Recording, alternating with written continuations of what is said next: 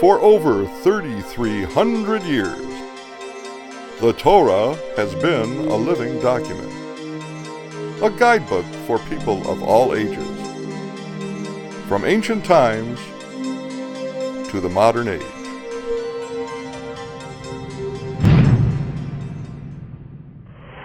The Jews were in a bind. All night long, they stood at the water's edge under attack from the advancing Egyptian army. The Red Sea stood in front of them. The Egyptians were behind them. They were completely trapped. And like it has occurred so often in our nation's history, various camps formed amongst the populace. 4 factions indeed, each with a different opinion on how to proceed.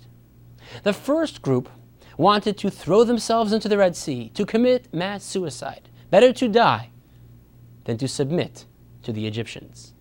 The second group was intent on returning to Egypt.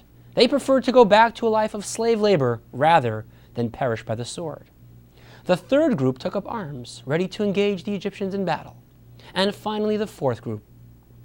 They felt that all of these were wrong, and they only wanted to cry out to God in prayer, to beseech Him to save His people. And here's what Moses said to them. Exodus chapter 14. And Moses said to the people, "Do not fear.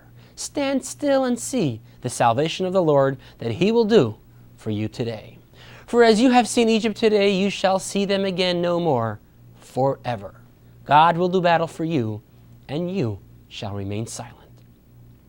In one fell swoop, in one speech to the Jewish people, Moses refutes and disregards all 4 factions. "Stand still," said Moses. "Do not jump into the sea to die. Do not return to Egypt, as you shall never again see the Egyptians. Do not engage them in battle, for God will fight for you. And finally, now is not a time for prayer. You shall remain silent." So what should be done? In the next verse, God commands Moses, "Speak to the children of Israel, and they shall travel." Just go. Go into the direction that I will show you. Go towards Mount Sinai, and all will be well, which is, of course, exactly what happened. They marched into the sea. It split open, turning into dry land. The question I'd like to pose is this. How is it possible that the response to all 4 factions by Moses was done in one comment, in one communication? The 4 groups differed greatly one from the other. Can we compare the despair of one group that almost led them to mass suicide to the unshakable faith of the other group that led them to mass prayer? Is there any parallel in the mental attitude of one who is prepared to submit to his former master to the one who is ready to kill him in battle? Furthermore, you and I understand that going back to Egypt was not the smartest thing to do, and jumping into the sea to die was probably not what God had in mind for His chosen people. But what was so wrong with praying to God, which is indeed a central mitzvah, a fundamental precept in Judaism? In a public address in January of 1962, Rabbi Menachem Schneerson, the leader of the Chabad movement, offered the following explanation. The exodus from Egypt, he said, which occurred 3,300 years ago, was not a one-time event. In every generation, we must also experience an exodus. Not from a physical imprisonment, but rather from a spiritual one. We must break free from the spiritual confinement that holds us hostage, that prevents us from living to the fullest potential of our souls and accomplishing the mission and destiny for which we were placed here on this earth. These 4 factions, said the Rebbe, represent 4 possible ways of dealing with the challenge of the world around us. Jumping into the sea symbolizes those that wish to surround themselves in the sea of Torah, to become completely engulfed in the world of prayer and repentance. Worthy ideals indeed, but, donning a fur coat will only keep you warm and leave the rest of us out in the cold. Returning to a life of slavery represents one whose observance of the Torah is done under a heavy yoke of subjugation and oppression.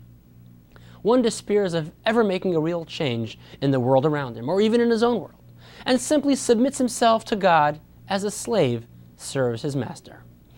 Granted, accepting the yoke of heaven is an important first step in Judaism, but it is only a first step. Taking up arms corresponds to one who wishes to enter into a battle with the forces of evil and darkness, to utterly destroy and annihilate anything that stands in the way of holiness and godliness. Truly a noble endeavor, but in the words of a great mystic, one does not chase away darkness with a stick, one only needs to light a candle. And finally, prayer. Turning to God and beseeching Him indicates our recognition that He is the master and creator of the universe and the source of all life and existence. But God also gave the human being autonomy to act as His partner in creation. Prayer alone will not feed a hungry person, educate a child, or comfort one who is suffering. Our deeds are the bricks that will build a godly society here on this earth. In this week's Torah portion, we learn that it is only through our actions, in our deeds, it is only by physically moving forward in the path that leads towards Mount Sinai that we can create a perfect world here on this earth. I'm Rabbi Benny Rappaport, and thank you for joining us.